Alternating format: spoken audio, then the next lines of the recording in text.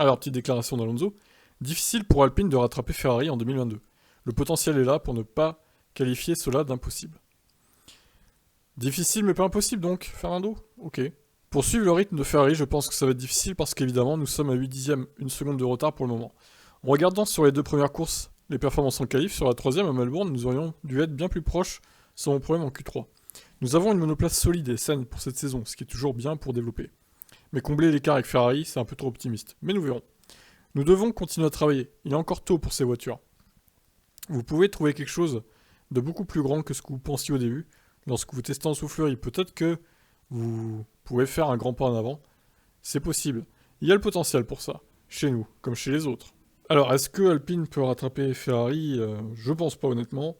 Je pense pas non plus qu'ils rattraperaient Red Bull, pour être honnête. Est-ce qu'ils peuvent jouer contre Mercedes à terme cette saison?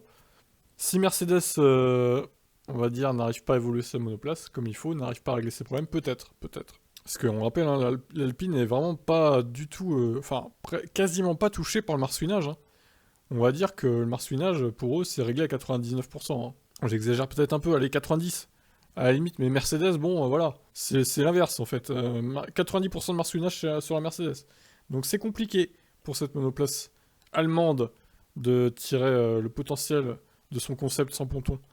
Quant à Alpine, bah, ils ont l'air d'avoir une bonne voiture, hein, comme il dit Alonso, malgré qu'il faut quand même travailler sur la fiabilité. Donc voilà, qu'est-ce que vous en pensez vous? Ciao.